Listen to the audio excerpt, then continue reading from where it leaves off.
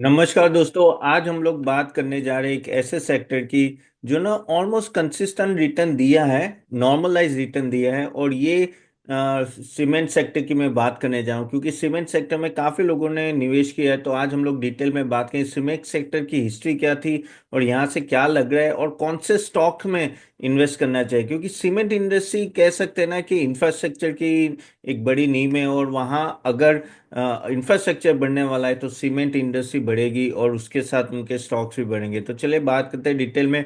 आगे जाने से पहले जस्ट अगेन डिस्क्लेमर, मैं एक सेबी रजिस्टर्ड रिसर्च एनालिस्ट हूँ और यहाँ जो भी हम लोग बात करें वो आपके नॉलेज के लिए बात करें। आपको हमारी सर्विस लेनी है तो हमने वेबसाइट की लिंक दी, जाके जरूर देखिए, एक बड़ा डिस्काउंट चल रहा है। चलिए बात करते हैं सीमेंट सेक्टर के बारे में। तो सीमेंट सेक्टर जैसे आपको पता है कि ओवर द ईयर इंडिया में काफी ग्रोथ हुआ है सीमेंट सेक्टर का, और काफ़ी कैपेसिटी बढ़ी है, यूटिलाइजेशन भी बढ़ा है, और उसके बहुत सारे रीज़न भी है। क्योंकि at the end of the day पिछले डेढ़ दो डेकेड में ना इंफ्रास्ट्रक्चर में काफ़ी बूम आया था। तो अगर हम लोग 2020 साल पहले से बात के थोड़ा ग्लिम्स दे देना तो आपको पता चलेगा कि किस तरह से सेक्टर ग्रो हुआ है और यहाँ से भी कैसे ग्रो होगा। तो 2005 की बात करें तो 130 से 150 एमटीपीए का ऑलमोस्ट अपनी capacity, that is nothing but MTPA. एक कह सकते हैं कि टर्मिनोलॉजी जो हमेशा आपको सीमेंट इंडस्ट्री में यूज करने, वो है million turns per annum. Okay, तो वो कैपेसिटी उससे जैसे किलोग्राम होता है वैसे एमटीपीए पकड़ के चलिए आप। तो वो 130 टू 135 की थी। फिर बाद में इंफ्रास्ट्रक्चर ग्रोथ और डिमांड बढ़ी तो 2005-10 में ना वो डायरेक्टली डबल हो गई, ऑलमोस्ट 300 एमटीपीए हो गई। तो 300 एमटीपीए टोटल इंडियन इंडस्ट्री की कैपेसिटी हो गई। फिर 2010 से 15 फिर क्या हुआ कि भाई बढ़ा तो दी कैपेसिटी लेकिन वापस ठप हो गया मामला, थोड़ा ठंडा हो गया 2008 लेमन ब्रदर क्राइसिस के बाद, और वो सब थोड़ा ठंडा हुआ मामला। और उसमें ना मॉडरेट ग्रोथ था, ज़्यादा ग्रोथ नहीं था। फिर वापस 2015-20 में 30 से 50 की एमटीपीए की कैपेसिटी बढ़ाई। सो 2020 तक हम लोग ऑलमोस्ट 350 एमटीपीए के आसपास थे। और अगर हम लोग 2024 के आसपास अभी देखें, पीछे 4 साल में हम लोग ऑलमोस्ट 388 एमटीपीए आ गए। सो 388, तो अगर आप देखो ना तो 2010 से 2024 में ना 80 जितना, 88 जितना एमटीपी ऐड हुआ है, लेकिन 300 एमटीपी कब पे आ गया। तो सालों से सीमेंट इंडस्ट्री हमेशा ये प्रॉब्लम है, हमेशा रहती कि उनकी कैपेसिटी ऑलरेडी है लेकिन यूटिलाइजेशन नहीं हो रहा था। अगर हम लोग कैपेसिटी यूटिलाइजेशन की भी बात करें तो 70-75% के आसपास रहता था हमेशा।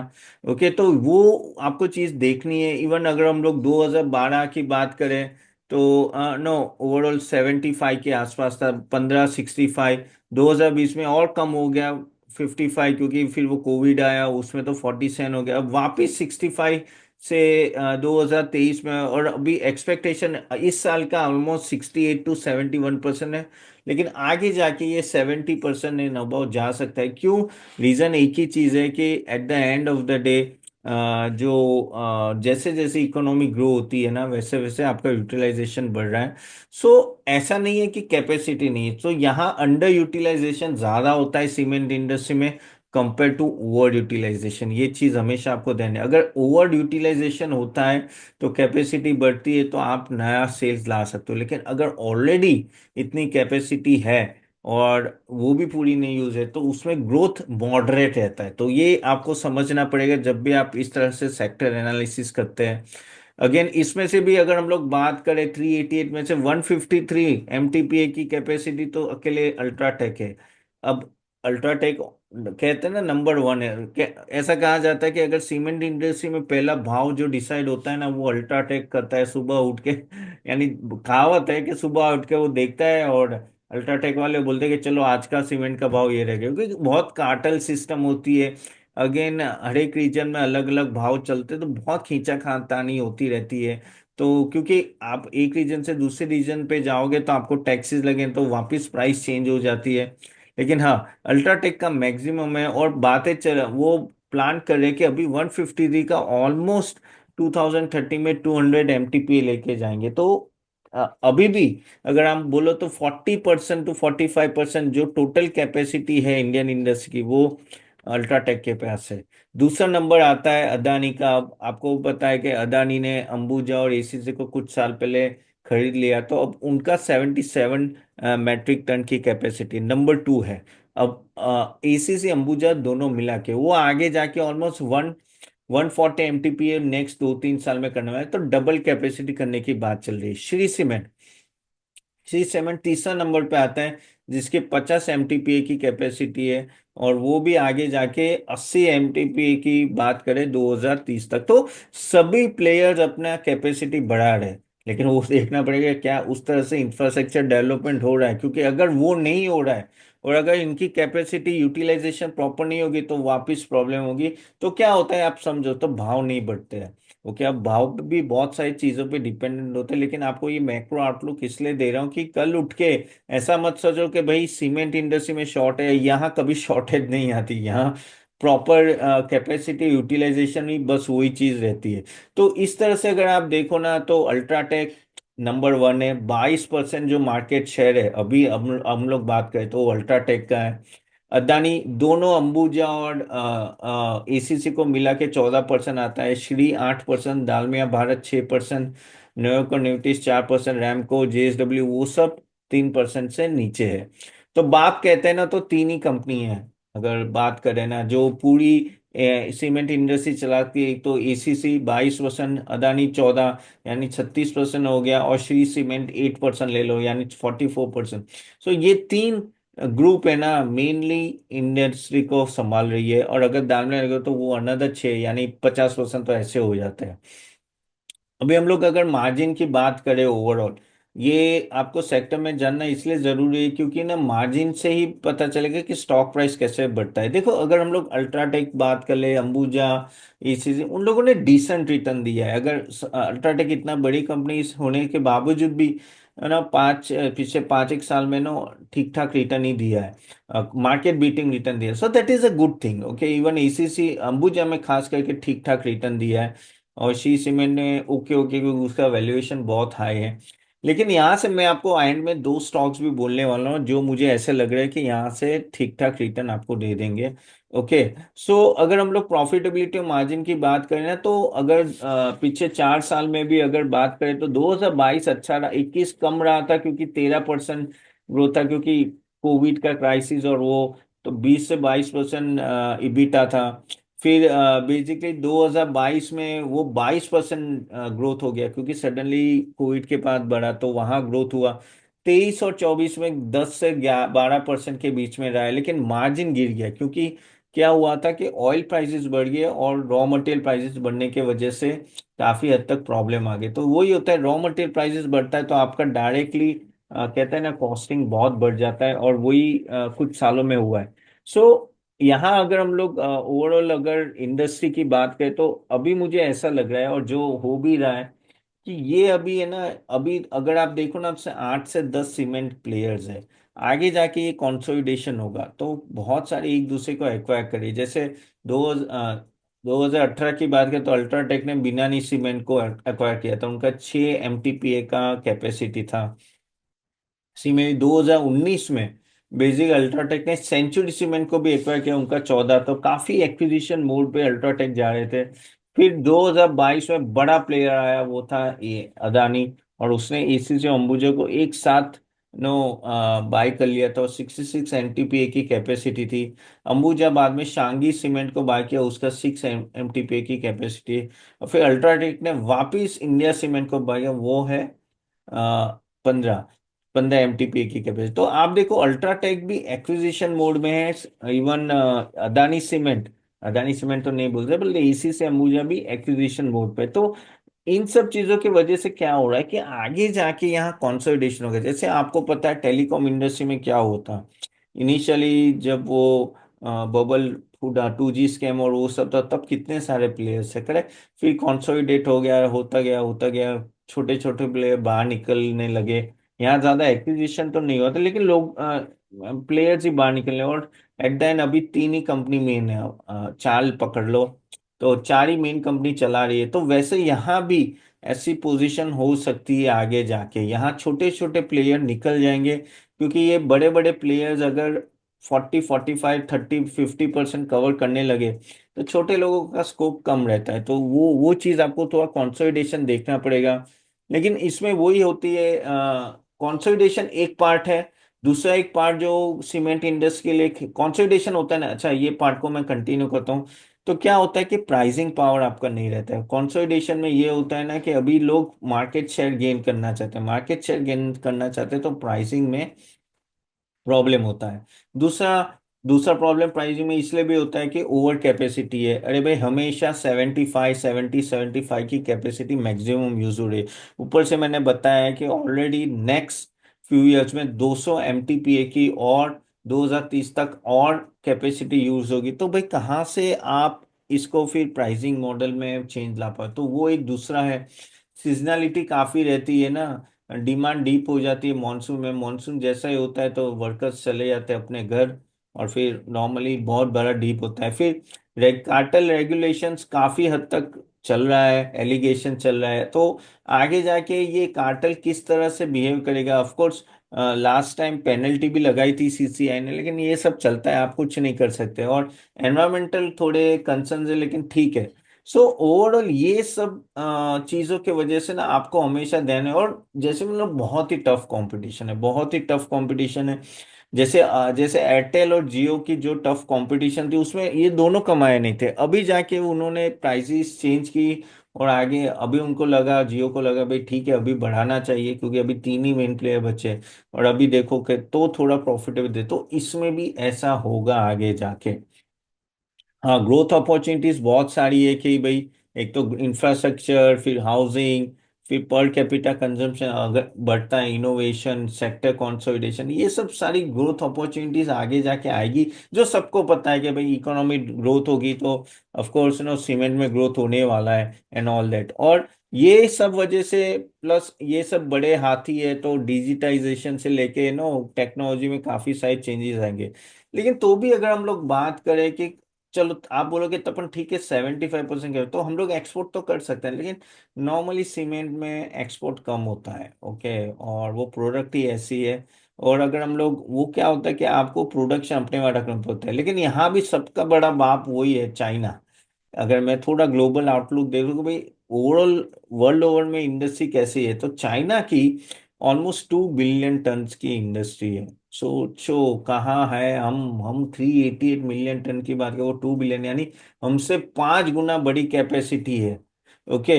और थोड़ा अभी वहाँ कैपेसिटी ऐड नहीं हो रही है, लेकिन बहुत बड़ी कैपेसिटी, हम लोग 6 से 7% ग्रो होंगे, वहाँ थोड़ा कैप लगा दिया है।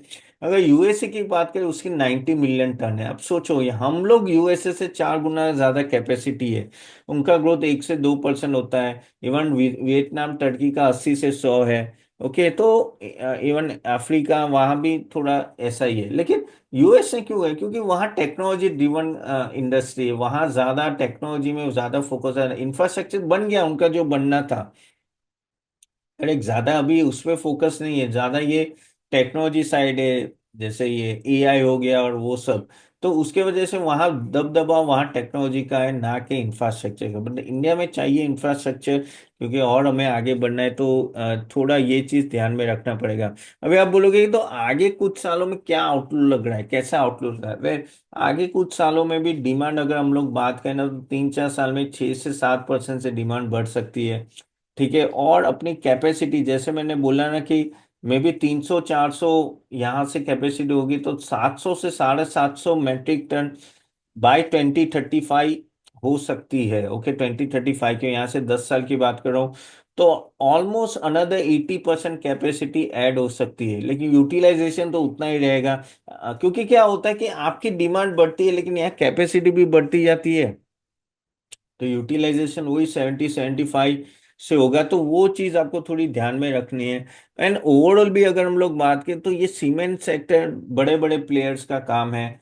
और अगर आप कंसिस्टेंटली देखो तो छोटे प्लेयर है, तो छोटे प्लेयर अगर आप लेते हो तो आपको वही है देखना है कि आगे जाके कहाँ कंसोलिडेट हो रहा है, कौन किसको ले रहा है।